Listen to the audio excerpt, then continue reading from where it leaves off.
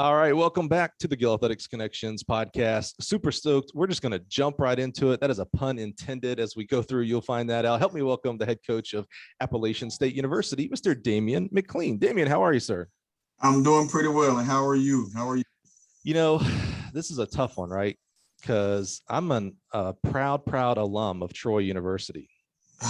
Oh, yeah. So, to be interviewing the head coach of one of our conference rivals, it's hard to say rivals because you do so well, but the football game is circled on my calendar of when Troy plays App State, man. That's a tough one. That's a tough game every year.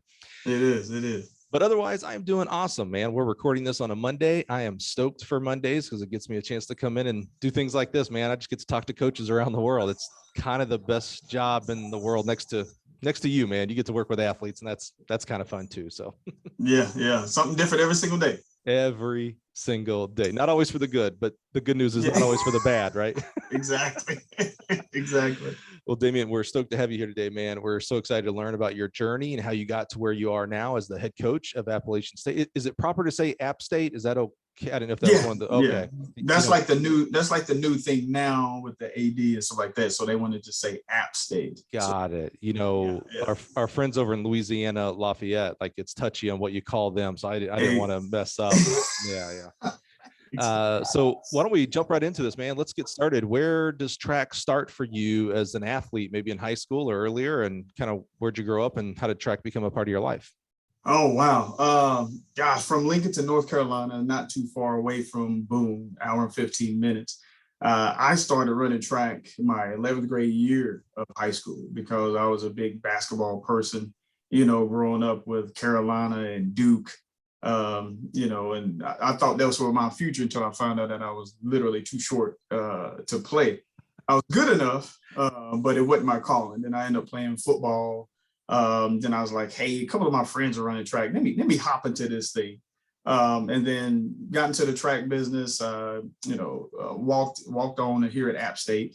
I was okay. How about that? So hold on. That's interesting. A lot of times we have athletes that come here and they've been doing it since, 6 years old as young as you didn't start until 11th grade. Yeah, 11th grade, 2 years of high school track and field. What did you, when you decided to join with your friends, the track team, what events did you think you were going to do? And then what did you end up doing? I actually started with hurdling until my first race that I got beat. I changed completely into a long jumper, triple jumper, because one of my basketball coaches said, hey, I think you'd be decent at this. But before that, since I was a basketball athlete, I always beat everybody at the suicides and, those type of things. So my basketball coach said, have you ever thought about running cross country? I said, no. Not in my lifetime I would ever run cross country. And then, going into, all those things and into college, a walk on, just, I was a long jumper when I first got here. I got tired of, I was always ranked pretty good going into conference, but I was always ending up 8th place at conference. And so I got tired of getting my tail whooped. So I stayed here with my coach, Robert Johnson, who is now the director of track and field at Oregon. Yeah. Over the summer. And so, I worked out with him. And then the next year, my junior year, well, hold on, let me back up. After my sophomore year, I got 8th at conference again. I went to Coach Weaver's office, which he's getting inducted to the Coaches Association. Legendary John Weaver, absolutely. Yes. And I actually went to the office to quit the team. And he talked me out of quitting the team. And fast forward to now, I'm like sitting in his spot. Yeah, that's interesting. Go back a step. Why did you choose App State, and what were you thinking as far as a major and a profession? Did you think you were going into coaching, or was it something else was your path? No. I chose App State. I was going to North Carolina A&T actually, but App State actually recruited me at the last second. I was going to A&T just to be a normal student. Mm-hmm. And then Coach Curcio said, hey, how would you like to run track and field? I came to Boone, took a visit. I saw a pretty lady on campus and she ran track. And I was like, I'm coming to Boone. I coached for 10 years before I came over to this side, right, to the business side. And I tell people, ask, do I miss coaching track and things like that? And I always tell them, it's like, certainly there's certain aspects that I miss, but what I don't miss is the whims of 16 to 22-year-olds, high school juniors and seniors into college, and their decisions and their effect in my life. So some coach, some other school was going to get you. And because you saw someone on the track team, you're like, all right, well, I'm going to App State now. Exactly. And then when I got here in the fall, come to find out she graduated and left. So she wasn't even here when I got. I was waiting for you to tell me that this is like your wife now or something. Well, no, that's another story.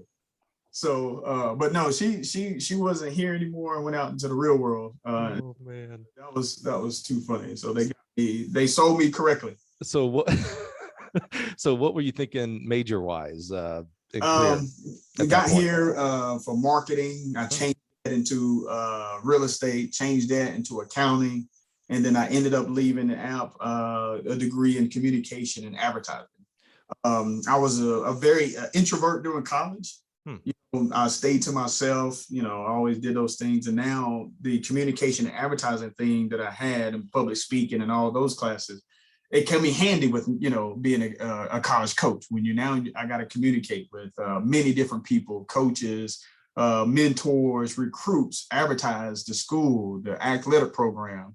And now it was like perfect for this situation. So, I was on the right path and didn't even know it. I majored in public relations. And when I was a coach, I was like, look what I'm doing now. Yeah, exactly. Essentially what you're doing. So, okay, now let's fast forward. So go back to your time. You walk into Coach Weaver's office.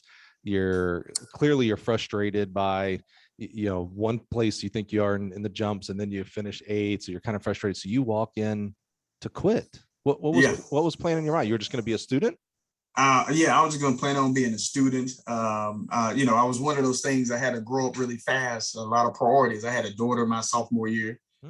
So things changed for me that way too. So I started working. So I thought I didn't have enough time. And so he got me out of it. He gave me, it's like, hey, he gave me a chance, he gave me a scholarship to help out, stay on the team.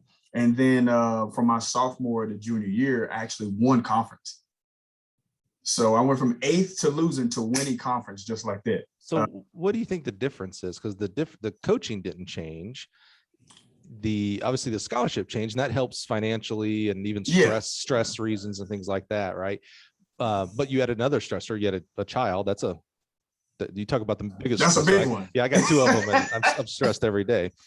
So what was it? Was it a mindset change, or what happened those next couple of years that you started winning conference? I think it was a mindset, as like I'm not a young person, young adult anymore. I need to bridge the gap from somebody who's incoming as a freshman or sophomore to my mind actually skipped my junior senior year, and I thought about like, wow, I need to worry about what I need to do in the future. And then I think those things helped me with my progression and stuff like that as growing in, my next couple of years here at App State. That's an interesting thought there. Of instead of looking just at what the next day or the next month or even the next season, you're like, oh yeah, no, okay, I've got to graduate in 2 years, which means I got to start getting a job. I got to start providing. You're already providing, so I got to provide more and better. Yeah, that's interesting. Do you fast forward to today here a little bit? Using that experience, do you counsel your athletes in that kind of way now? Daily. And so outside of the athletic realm of coaching and teaching, and so maybe once a week, my athletes, we get together, we talk about stocks, we talk about buying a house, we talk about credit cards, what percentage you need for your credit score to be better. We talk about real life situations, because I don't want you to hey, Coach McLean was great at coaching, but Coach McLean helped me in the realm of life moving on. So I don't want you to, get out in the real world and blame me for not preparing you for that. I have a job here, but I want you to think beyond that, because that's what I didn't have when I was here in college and stuff like that. Nobody in class, none of my classes taught me that. So that's another thing that I try to instill in the athletes about the real world, whether their parents tell them about it or not. Me being in the situation that I am, I'm very fortunate. Married an amazing lady. So that'll be a good story for you too. And the things that since I got married to now, things have blown up for me, whether it's, my marriage life or investing and properties and stuff like that. So yeah. When did you meet and marry your wife? Where does that fit in? I don't want to skip ahead right now, but where does no, you're fine, because it actually goes back to my freshman year of college. Okay. All right. So we ran track together here at App State, but the whole 4 years I never talked to her because of the introvertness. Yeah, the introvertness, and yeah, she was dating some guy, things like that. She dated some guy, graduated, and then we reconnected over social media in, let's say, December 2018. So this is, 3 years ago. Yeah. And then after that, she asked me a question about, what makes me smile, and I said, your smile. So I was trying to use my charm then. Oh my! Hold on? Did you hear that? Did you hear? First off, if you're recruiting against this guy, you got no shot with lines like that. Yeah. So I was using my charm, and then just like that, we started talking, and we started dating, and engaged within like 3 months. Got married within less than in a year, maybe a month before COVID happened. And so it was nuts. And she had actually, I hope she don't get mad at me. She's gonna listen to this podcast later on.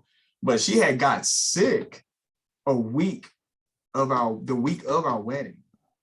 And so we took her to the doctor, the urgent care. Nobody knew what it was. She had strep throat. She was down in our basement on the floor, couldn't move or anything. And I was like, hindsight, we think she had COVID. No. The week of our wedding, no kidding. So she got better, and a doctor told me this a long time. I always say this when my athletes tell me, hey coach, I'm sick. I always tell them, go get some colored popsicles, because the doctor told me one time when I had a stomach flu, went to him when I was in college, and hey, just get you some colored popsicles. You don't have to get all this other medicine. And I promise, I eat colored popsicles. I keep it in my house. Every time I feel bad, that's my medicine, and I'm back to normal the next day. And I'm like, why? So the popsicle keeps your temperature down, and then you got the fluids from the popsicle, and like my kids laugh at me every single time. I'm like, I'll make sure you got some colored popsicles. You'll be all right. You'll be back at practice the next day. I feel like we're on the fringe of medical science here. If I start seeing this pop up on the message boards now that this is the new cure for COVID and all this, I'm telling you, man. Holy cow! Jeez, colored popsicles. Wait, you say that? Wait, hold on. I got that. It just popped a question in my head. You say colored popsicles. Are there clear popsicles? What? You're talking about like the reds and the blues, the red, and the white. purples. It's literally the popsicles they gave you when you were in elementary school. The clear, you snip off the top, and yeah. Those are the best. Yeah. So it's like the simple ones, the cheapest ones you buy. I was about to say they're cheap too. Like $5 gets you like a big old box of like 300. Box of like 18, 20, so you're good to go. I'm sure that does not contribute to diabetes at all out there. So. But that's the reason why you only take them when you're sick. Like. That's the key. Every time I see my kid with one now, I'll be like, are you okay? Are you sick? Are you not feeling good? Yeah. Coach McLean said this, but he's not a medical doctor. Yeah, coach, not doctor. That's right. That's right. Well, take us back. Let's get back into college. You have a great conversation with Coach Weaver. I love that you go into Coach Weaver to quit the team, and fast forward, you're now in Coach Weaver's position. I love that full circle there. Yeah. And I have to, I shouldn't say I have to imagine. I can only imagine that you've maybe had a kid come in at some point and be like, hey, I think I need to leave the team. And you're like, oh man, let me tell you, kid, I was in that seat right there saying the same thing you have said. So I love that Coach Weaver could kind of show you the path of how to not talk someone out of it, but help them understand the bigger picture is what it. Exactly. Yeah. So as you're going through these, it sounds like you went through almost every major at App State. When did coaching when did that switch for you? Be like, oh, you know what? Actually, I want to be a track coach. The coaching thing never, caught on to me. I went out when I graduated. I went out to the real world, and I was doing print advertising for a car dealership in Rock Hill, South Carolina. And so I get a call from John Weaver and Robert Johnson, say, "Hey, how would you like to come back to coach?" And I was like, I'm not liking this gig where I'm at. I'm getting paid correctly, but I'm not liking the people that I work with. That can always ruin a position no matter where you at. Is the people that you have to, be beside or, talk to every single day. And so I was like, it's a pay cut. I've saved enough money. I think I can do this. And so I came here in August of 2003. Robert Johnson left, and he was at UCLA for 2 years before he was at University of Oregon. And so when I first got here, I got inherited an All-American triple jumper, Rhonda White. She ended up jumping 43.7 the year before. And so that was my thing that I said to myself. This is where that you grow up really fast. I said to myself, I better not mess this up. And so what I did, and I didn't know anything for coaching. So I went to the library. I'm reading, track and field books in the 70s, the 80s, and the 90s. And, all I'm thinking about is like the triple jump, so I got to learn the long jump and all those good things, strength and conditioning. So I'm over here teaching myself this whole process, but I reached out to, and what's so funny, I didn't even reach out to Robert Johnson, who was my coach.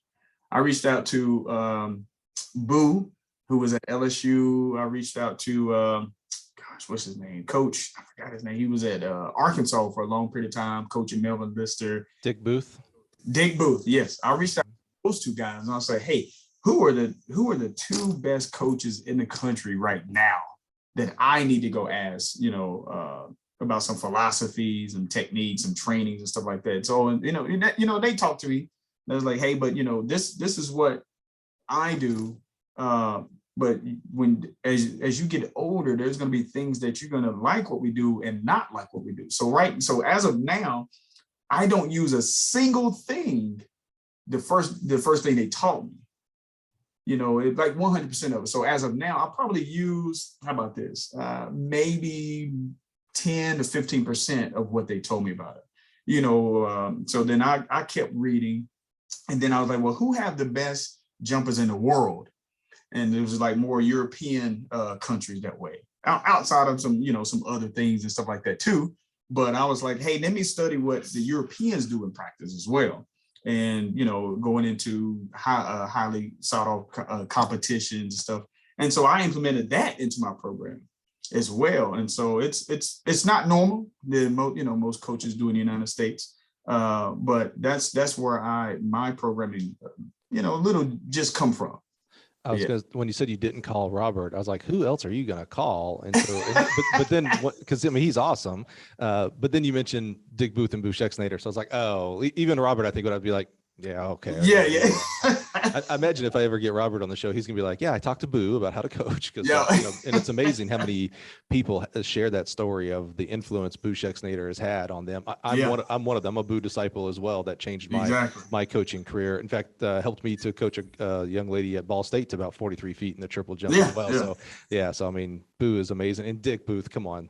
Stop. Exactly. That's common sense right there, right? Yeah. You just need the trifecta there. Add Dan Paff in there, and now you got the. And see, I had talked to Dan Paff maybe a couple of years later, but it was more for him during the strength training part. I think him and Boo, and then Boo. I got to a certain point in a couple of years, and Boo, I did a coaches convention talk, and I was like, he asked me to speak, and I said, Boo, thank you, but I think there's a lot of other coaches that should come before me. And he gave me a little pat on the back as the reason why I should do that. And he was like, there isn't too many coaches who can progress jumpers as well as you do, coming from your background and the people that you have to recruit. And I never thought of it that way, because I'm here for the athlete. A lot of coaches get into this profession to progress their careers. That's cool, great, and grand.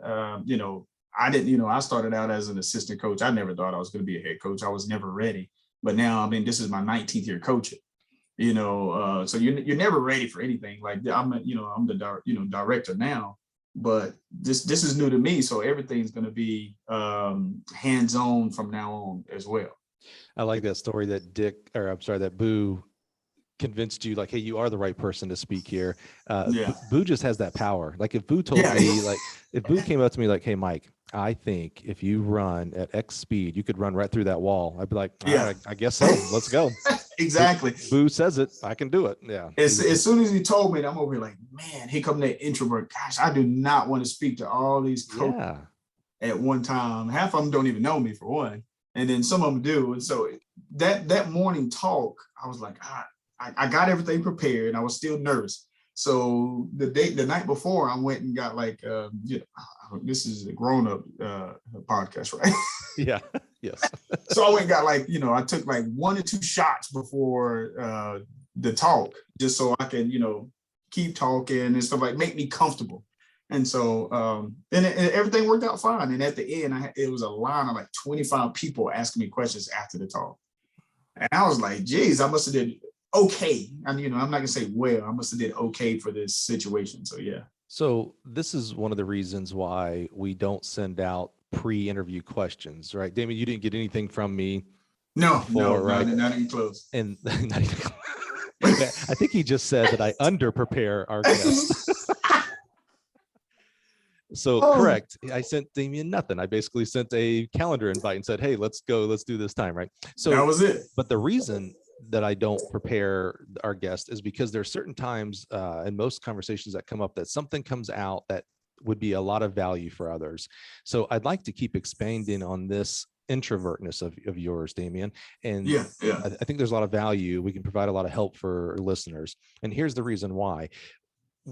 I think as coaches, we get labeled as the extroverts, right? Because we're recruiting. So we're always talking to every year you're talking to new strangers, right? Every year. Not only that, if you're fundraising, you're talking to alumni and such of your school and businesses inside your city and your region. They're strangers. I mean, you're always, and you're almost always proactively doing. It's one thing to be on the receiving end, so you're reacting to emails and phone calls and conversation requests, but typically as a track coach, you are reaching out to people, new high school coaches to talk to, etc., right? So that seems like a very extroverted thing, but we know for a fact that most people are not extroverts. Most people fall in, there's 3 kind of buckets, right? There's the extremes, there's the extroverts. Everybody's got someone in their head right now. They're like, oh yeah, this person, extrovert. Here we have the example of introvert, right? Someone like you who self-identifies the experience of your life to this point. It's like, yep, I am naturally an introvert.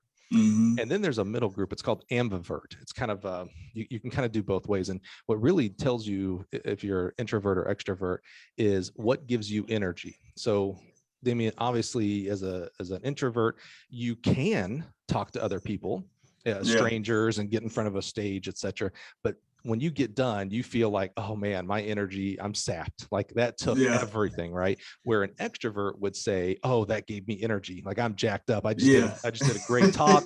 I'm ready to go talk some more, right? It's all about what gives you energy and what takes from your energy. So Damian, as you think about your experiences, and there's coaches listening right now that are like, oh yeah, getting in front of a stage, you got to be crazy. I would never do that. I couldn't even record. I couldn't even do one of these Zoom calls for things. I couldn't do that. How did you, besides courage and a shot, how did you, and I don't want to say, how did you get over it, right? Because it's still a part of you, but how do you overcome that when it's needed, whether it's talking in front of a stage, talking to recruits, etc.? I mean, it's literally what we tell our athletes is practice. I'll get a group of people that I know and practice in front of them. I think I practice in front of my athletes, because they didn't know what I was going to talk about either.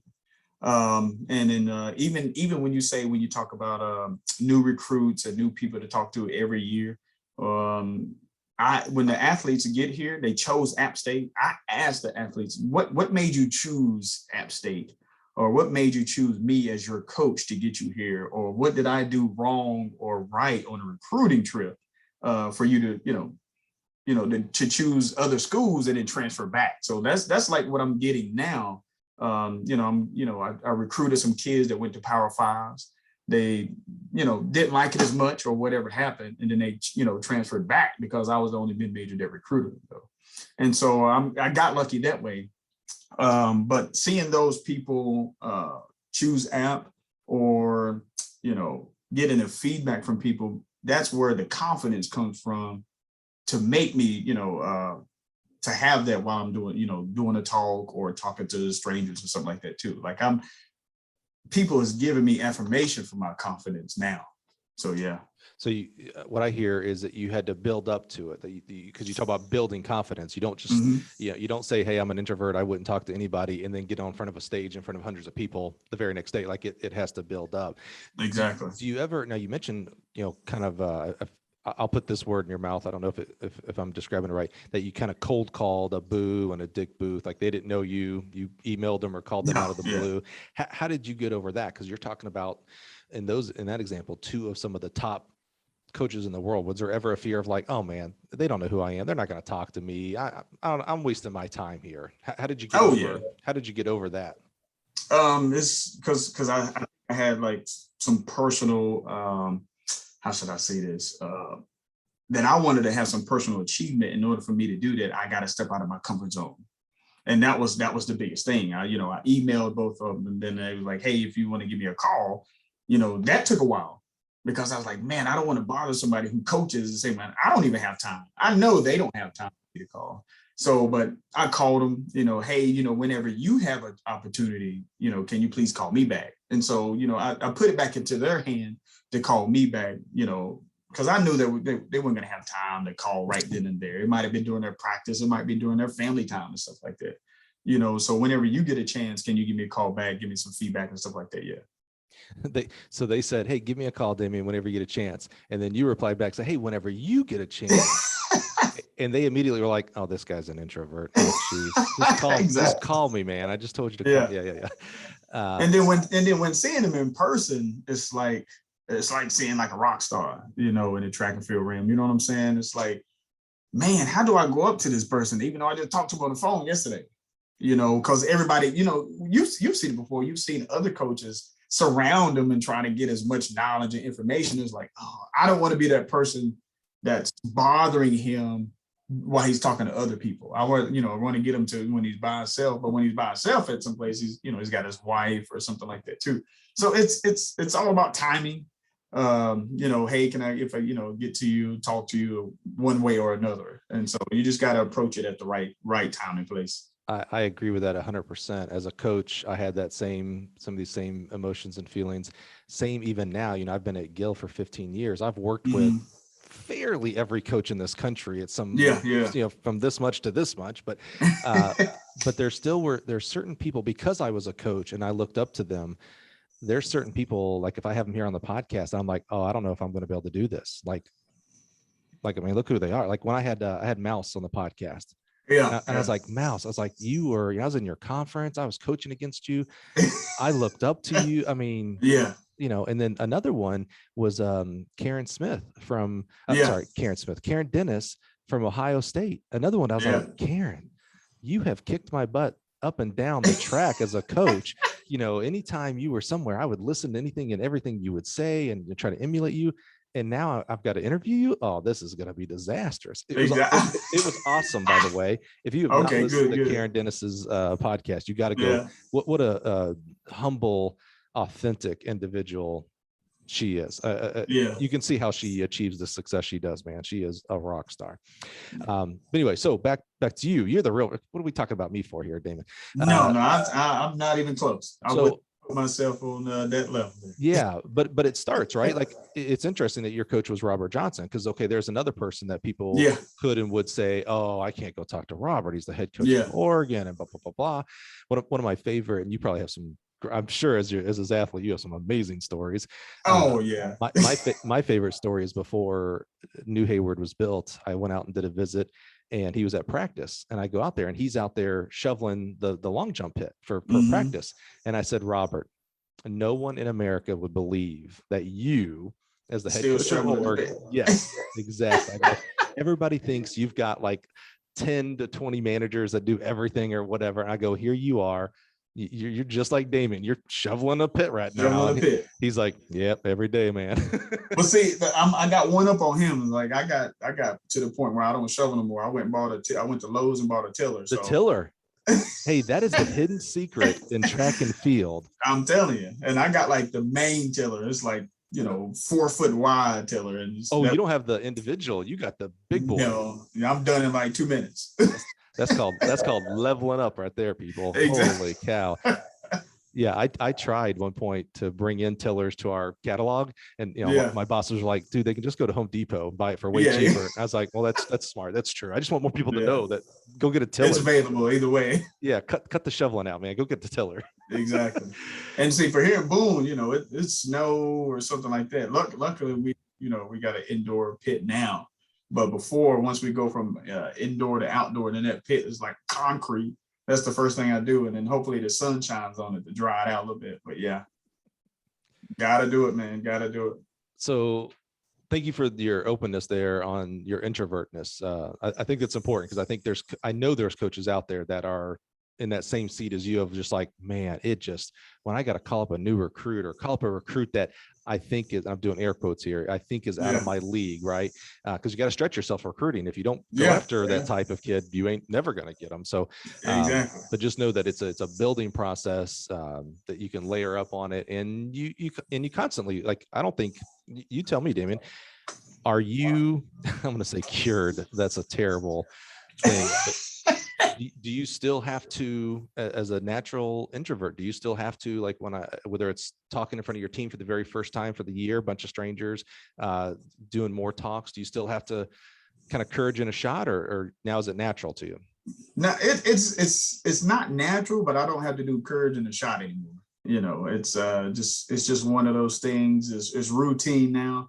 The kids, they understand, like, hey, the kids that's on the team, the recruits, if they haven't never taken a visit before, this is new to them in the first place. So, that's a lot easier than somebody who's went to a couple of Power Fives and then you're their last visit.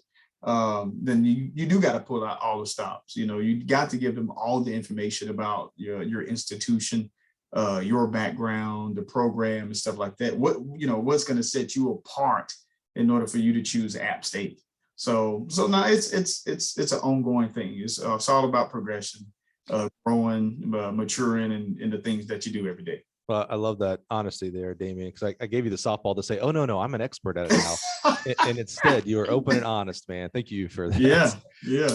So you're an assistant coach at App State. I love how you described, it sounds like you just jumped into the deep end here, man. Started calling Boo and Dick. You started reading a bunch of materials. Did you do any coaching education or anything like that, like USATF? And I can't remember what year we're in, so I'm not sure if there's USTFCA education at that point. Yeah, I did all the USA track and field coaches education, level 2, and the jumps and the sprints and stuff like that now. I haven't done any of the coaches convention things. I've been out there with Jeremy Fisher as the, forgot what it's called, out there to the Chula Vista Olympic Training Center. Now, talk to him, every once in a while, because he's another person, like Boo and Dick, just like, hey, he's highly sought up there. And I knew him when he was coaching at Oklahoma. Hey, now it's like, I'll take you one back. When I was doing my first level 2 at Boise State, he just finished his athletic career, and Boo had him showing us drills. So he was the one out there to show us all the hopping drills and things like that. And I was like, okay, I was like, who's this Jeremy kid? It's like, yeah, he's just 7 foot something. I was like, oh, he's pretty good, whatever. And now now it's like, hey, Jeremy, how do I coach this? How do I coach? I mean, he's because of his age, I can't put him there just yet. But my goodness, he's definitely the next level, right? Yeah, coming up. I mean, dude's just awesome, and a really good dude too, like just a great person. Exactly. Yeah. So he was a good person to talk to, and along the way as well, though. He tried to get me to come back to competing. at one time. And I was like, man, I got too many priorities to be coming back to competing. If you strain a hamstring, do the colored popsicles help with that too, or is it only for No, you can't use those. Okay, all right, just checking. You probably hamstring. You need to lay down and rest for a long time. Maybe they come all connected, like 10 or 12 together. Maybe you could wrap that as an ice pack. Yeah, ice pack. Yeah, that might work for that. Yeah, and then you can eat it. So yeah, make you better about yourself. Who knew this was going to turn into commercial for those Fla-Vor-Ice, right? And that's what they're called. Yeah, exactly. Yeah. See, I know the brand. I'm all about the brands. I know. Yeah. So you're at App State. You're an assistant coach. You dived in. You're learning everything you can. How's it going? The number one question everybody has been waiting for me to ask, by the way, is did you screw up the 43-foot triple jumper? Oh no, she actually set a personal best and went 44.2 the next year. Was ranked number 3 in the country. So I actually did okay. Didn't mess it up. We went on to the national championship indoors and outdoors. So yeah. Where was she ranked at 44 feet? 3rd. How crazy is that? Would be like 8th now. Exactly. I know, right? The women's triple jump is just sick. Things that got better. To me, I think is actually the most difficult event to get an American into the national championship. I think you might be right. I remember it was some indoor SEC meet not terribly long ago, maybe 3-4 years ago now. And I think I was at the ACC champs, and Scott Richardson from Auburn called me up and said, "Hey, Mike, we just had a girl. Our girl went 44 feet." And I was like, "Oh man, that's awesome." And he's like, "Yeah, she got 9th or 8th. I can't remember which one." But I was like, wait, it's mind blowing. Conference in conference. Exactly. I coached Patty. Like you're competing at the national championship in the SEC for those events. I'm telling you. I coached Patty Soman to like 43 mid high, and she was like top 6 or 5 in the country. Now everybody's like, "Oh, good job, you had a 43-footer, Mike. Big deal." Yeah, exactly. That's 6th on my team. Big deal. Whatever. Yeah. So how's it going as an assistant coach? Are you coaching just the long jump, triple jump? How's your progression going there at App State as an assistant? Stay with the long jump, triple jump, doing the strength and conditioning a little bit, learning through those type of things. Then later on, maybe 2012, 13, Coach Weaver asked me to coach the short sprints, the 100 and the 200. Because some of my jumpers became, really good sprinters and start to run pretty fast. And so it worked out well. And so now I still do that, the horizontal jumps and the short sprints here at App State. The strength and conditioning part, I don't have to worry about. We have a guy that was at Ohio State, Anthony Glass, and now he's here for the past 4 to 5 years. And so he was at Ohio State the whole time, and he actually graduated from App State. And so he's here. He's, a lot of trust, because it's difficult for track coaches to give up their strength program. I have to remind him that like all the time. I'm like, now Glass, I'm just telling you this. It's difficult for track coaches to let go of those things. Even she's not so much of a mentor. But, she is to me, even though I have never told her that, as Carol, Gilbert Smith, that was at USC, even she says, don't give a strength coach your kids. And I was like, man, this is difficult. But, for somebody to win national championships, have very successful athletes, that's something you need to, listen to sometime, right? So, but every track coach got their own thing, the way they do things and stuff like that. As long as you are able to put in your input, not have the whole thing in your hand, but at least touch them a little bit. It's all about communication, right? Like it is. Does the strength coach know what your scheduling is for practice, your scheduling for meets, etc.? Exactly. And then a lot more. I'm oversimplifying it, but I mean, if there's no communication, if it's like, you stay on the track and I'll stay in the weight room. That's the recipe. Head for disaster right there.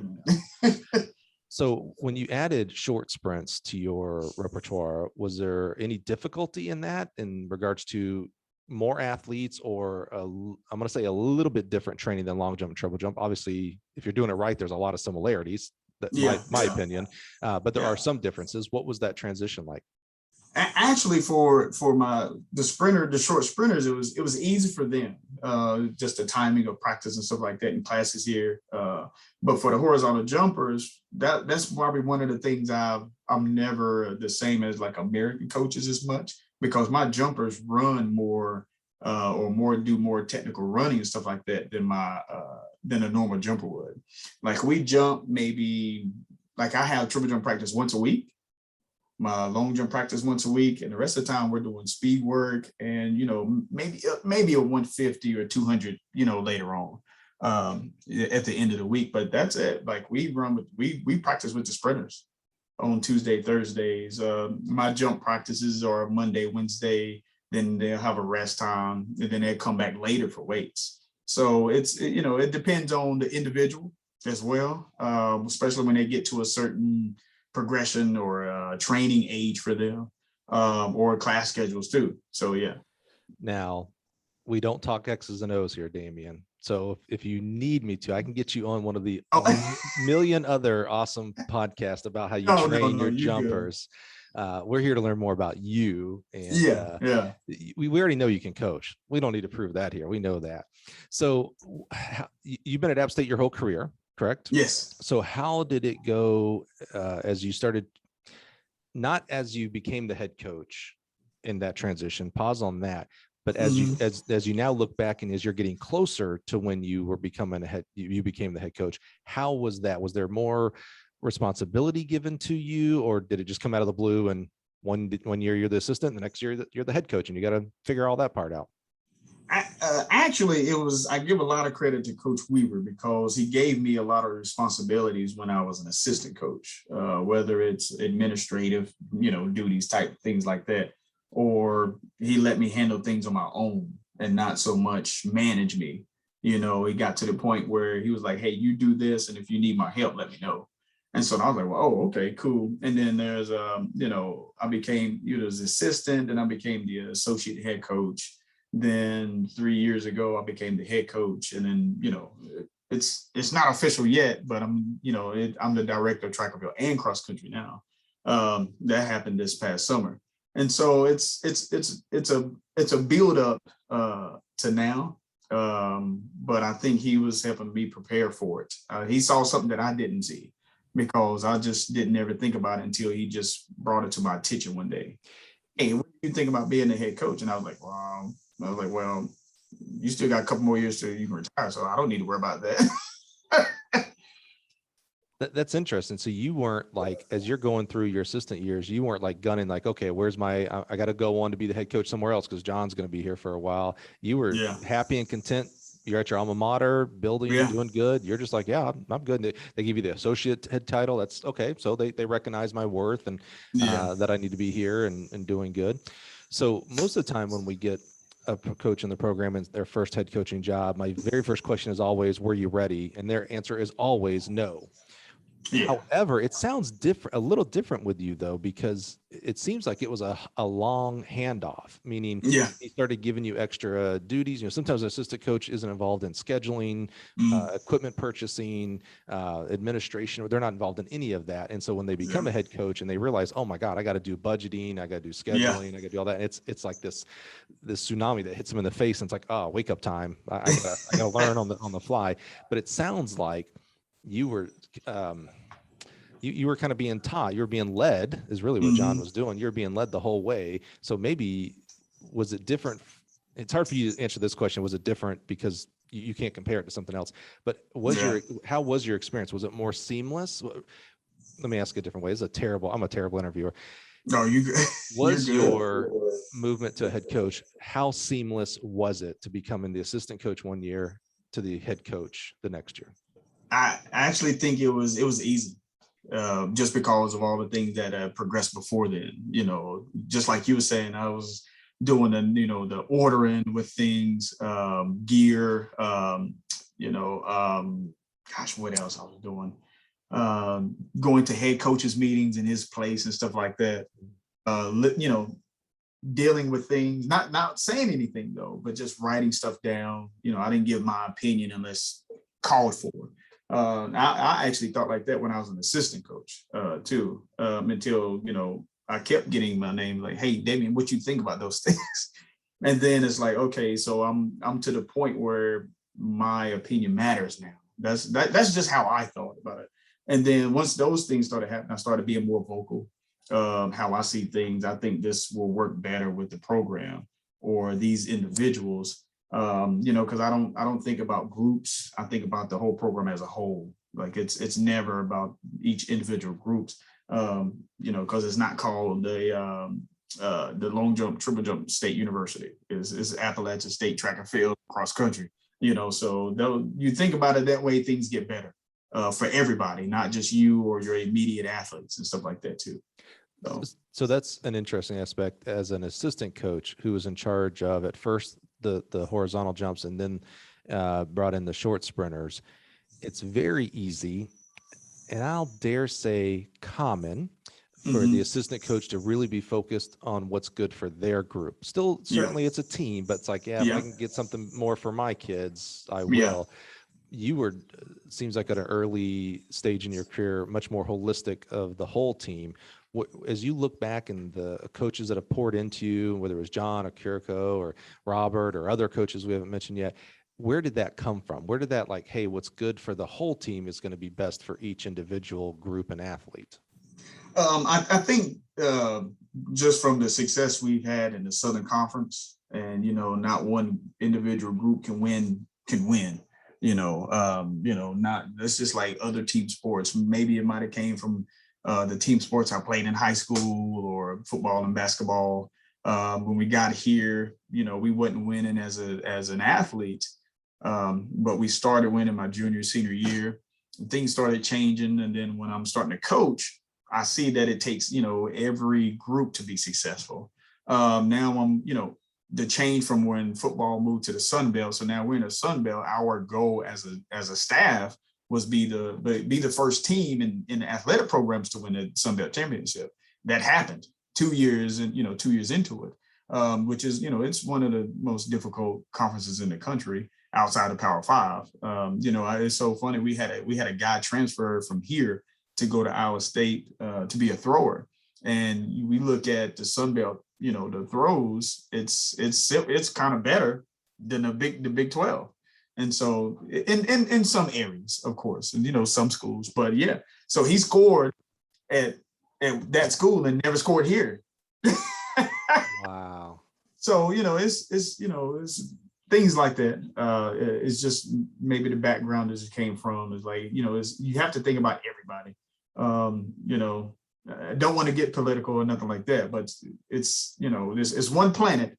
All of us need to be prepared to take care of. Yeah. Hey, caring is not political. I'll just say that, buddy. I'm with you. All right. So how does that affect your philosophy? I must say, growing up as an assistant coach and now as the head coach and director, how does that affect how you work with your assistant coaches? And maybe this is a good time to give shout outs to your assistants as well. So how do you, are you actively helping them to become head coaches one day or in their overall development? Or are you like, hey man, just stay with your group. I'll take care of the team. Yeah. Oh, well, with the assistant coaches I have, we're very, very interesting because everybody on the staff graduated from App State. 100%. Is that right? Yes, 100%. I have said it before, and this is maybe the most applicable I've ever said this. I have a soft spot for alums that coach at their alma mater. So to have the whole staff, staff, that says a lot about that university right there. Yeah. So like, Curcio, he's a head cross country coach. He's been here like 26 years. Yeah, forever. Yeah. Mm-hmm. Yeah. Coach Ward and I've been here for 18. I hired Coach Brewer, long sprint hurdle coach. He graduated from here. And then I recently hired our throws coach who's been here for 3 years. And she's done an amazing job. Like I love it already. She recruited a guy and he was a freshman last year and he ended up third in the conference in the shot put. Just like that. She, I've seen her coach at Division II schools and the relationships that she's had with her athletes there. And outside of just throwing, she can be over here. Her athletes go hang out with her and the way she conducts herself at meets and stuff like that. And I was like, that's somebody that's on my list. And then, of course, she graduated from App. So she's going to coach with a lot more pride than somebody that's, that's not from here. And she takes it, she takes it seriously, and the kids respect her. I see it every single day, and it puts a smile on my face. That's less stuff that I have to take care of. Expound on that. That's an interesting topic. You talked about you had seen her at other schools coaching, and you said I had her on my list. Talk about, as a head coach, your future development of your track staff, right? They're not all going to stay for 27 years. He's an amazing guy who's done that, and it's awesome. He has a unbelievable legacy there as a distance coach, but they're not all going to stay that long. So how are you all, there's a thing, always be recruiting, right? That's not just athletes, it's also future assistant coaches. Talk to us about that list. How do you, why is that important, and how do you do it? It's knowing and networking to other coaches as well, and see who they know, especially when something like this comes into play, that you have to hire somebody, or what have you. But yeah, there's a list of coaches that I have for each event area. No matter which way I take the program, like, hey, we may end up one day going more distance heavy for App State, because we're at elevation 3,400 feet. And so, hey, I might say, hey, we're going to take some and add more money to the distance program. This is where I want the program to be. So then I'll what are some coaches out there that I'm looking for that are that might be younger, hungry to coach and be successful, which, in track and field, there's always coaches out there, from all walks of life, and how they act at certain meets, how they conduct with their athletes, how they conduct with the head coach. And so I'm more of, just the introvert thing. I'm more of a secretive person. So I don't even go ask the head coaches sometimes. I'm just sitting there listening and just, just having a small conversation with somebody else, but still paying attention to how things are going with that individual. So, yeah. Yeah, I can visualize you actually having a little notepad, like, all right, let's go over here. Yeah, she did good here. Yeah. Exactly. Instead of writing down what your kids do, you're writing down what somebody else is, responding to a situation and stuff like that. So we can kind of maybe understand and guess at some of the characteristics and attributes that would gain someone to be put on a head coach's list for a potential future slot. What are some things that you see? Don't name names. What are some things that you see at meets that you're like, oh yeah, off the list? Like, what are some, if there's assistant coaches out there that are like, man, I want to be more attractive to head coaches and, be on different staffs. What do I need to fix? What are some things that you see that you're like, oh yeah, you've got to do X, Y, or Z differently? If the biggest thing I look for, if someone's athlete didn't do as well as they wanted them to, which, not everybody's going to do well every single meet. It's up and down. It depends on training. It depends on, right now, it's more so with kids now, more social life. Most of them, we didn't have that problem. We didn't have sex when we were in college. Thank God. Yeah, exactly. So it's like, man, well, I can imagine if I had a cell phone in college. But now these kids these days, you have to approach them differently. Daily, weekly, monthly, and yearly. How much sleep are they getting? But for that coach, how are they responding to somebody doing well, somebody doing okay throughout the day, or when somebody does bad, how is that coach responding to that person? Are they having a conversation with them, or this is my thing. I kind of let, if the athlete is, having a bad day, I let them have their little time, on their own. They'll come back to you as a coach. I don't just bombard them with coaching, how to fix things. It's sometimes you have to let them, get, fix with themselves and then come to you. But no matter what, as a coach, you always got what you want to say to the athlete in mind, no matter what. But yeah, I pay attention to every situation. If the head coach says something to you, how do you respond to that as well too? No matter if it's go tell that athlete to go do some X, Y, and Z, or something that's similar along those lines. But it's always I'm just a big observer of everyone all the time. Period. I literally was about to say, you introverts, you're such observers. Yeah, like if it's me, I'd rather go to the airport 4 hours before my flight and just watch everybody walk by and see what they're doing. It's the best place. Absolutely. Yeah. So yeah. Well, let's turn our attention to something that's really exciting that's happening. There's a lot of good things that are happening at App State. But right now you're doing a project that we actually did at Troy several years ago. When I was coaching at Troy, we had our track inside the football field. Yeah. And I loved it, by the way. But now they have their separate facility. App State is going through that same process. You had the track around the football field for the longest of times, and now you're building your own facility. How's that going? It's going really well. I mean, if you could look back, I mean, the track inside the stadium here, gosh, I think that was back in the 70s and 60s and stuff from old pictures. And now it's completely out. They redid the end zone facility, went from 2 floors to 4 floors, turfed the whole infield, new video board and all that good. It's good. For App State, for being here so long, you can tell people when that change happened. And for everybody in the country, we all know it. That change happened when we beat Michigan in football. No one ever forgets that. Like after that day, everything changed for this community, not just Appalachian State University or athletic department. Of course, a lot more money rolled in, but even admissions like that year, 60,000 rising seniors applied to App State. 60,000. We don't even have that many people in the town or the county. So wow, it was that big of a difference. Once you get a small school like App, who was when I was in college, it was 8,000 people, going to college here. Now it's 21,000. Is that right? It's 21,000 people go to App State right now. And so it's growing. They just got finished building this one more building done, $280 million worth of new dorms. And then the track project is going on. And so with the track project is going well. I went out there last weekend and they're getting, on one side, it was an old high school property. And so they're putting it where the old high school track was. But the dirt was so bad, they had to move dirt from a practice field and from the softball field and raise it up 7 feet. And now they're putting in a retaining wall that's going to be 6 feet high on the far side and 120 meters long. And so they're taking care of all those things. And the people that's working on it are doing the Carolina Panthers practice facility in Rock Hill, South Carolina, too.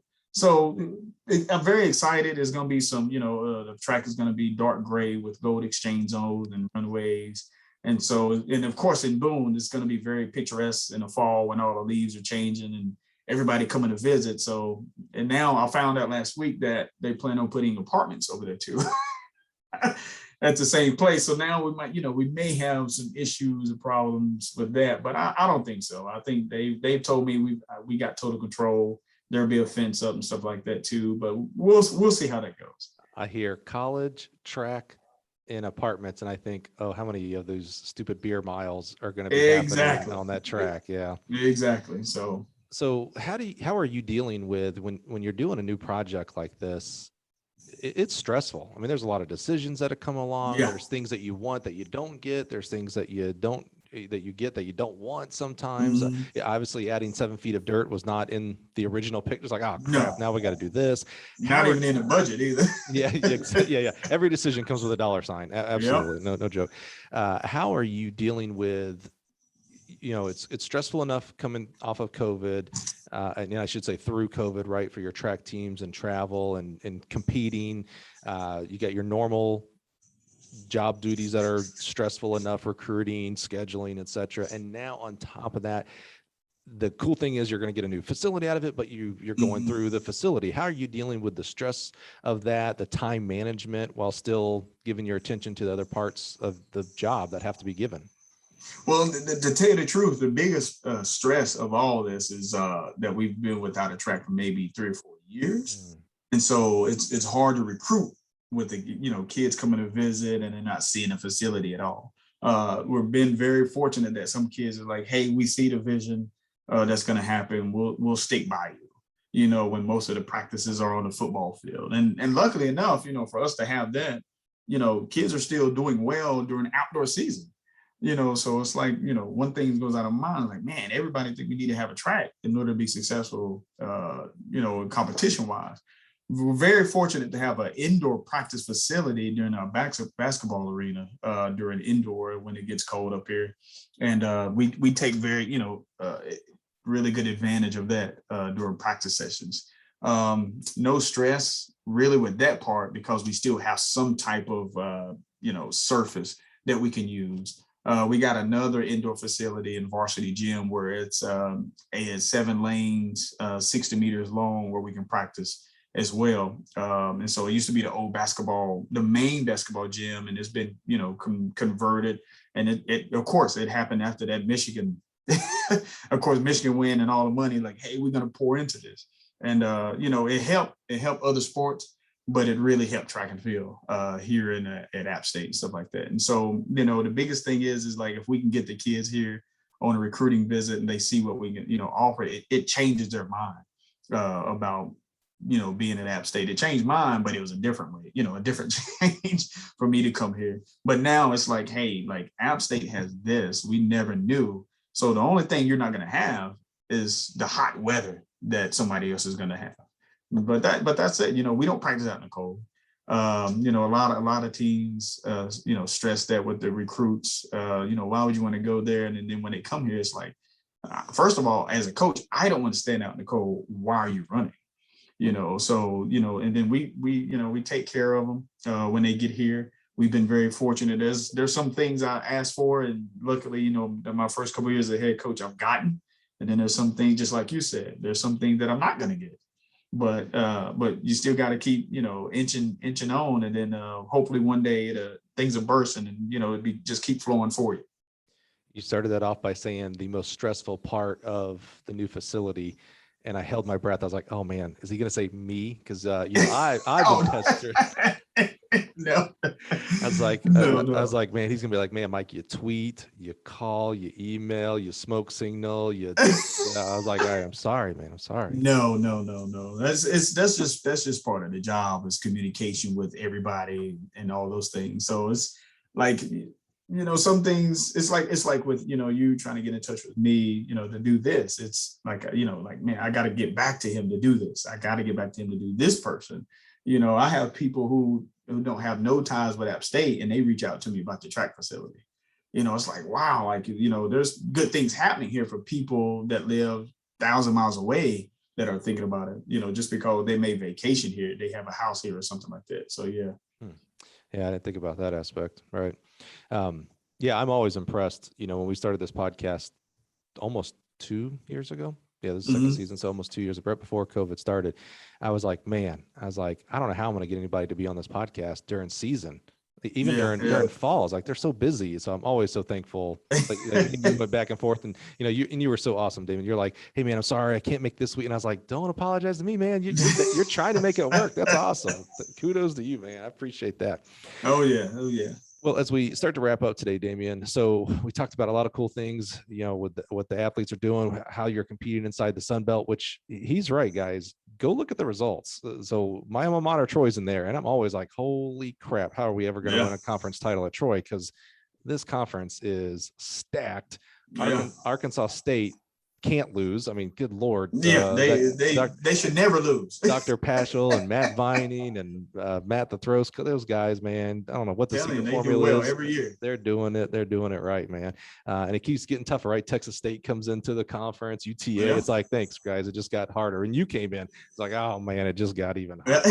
Crying out loud. But as we look back in the new facility and your assistant coaches and things like that, what's got you excited about the future, from this season on? What's got you excited at App State?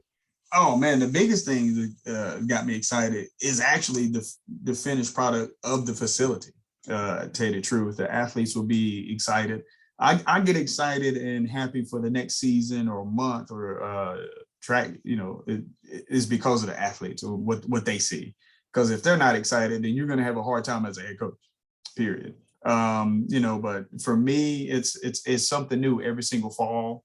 And then it's just the excitement of seeing them practice wise until they get to that certain point that they're like, oh, coach, I don't want to go to practice. And I was like, you know what? I don't want to be here either, but let's get the job done. And then after practice is a whole nother different mindset that you gotta, they're all happy, go lucky. Then you got to remind them of their individual goals, the team goals and stuff like that for them to get back onto that happy trail.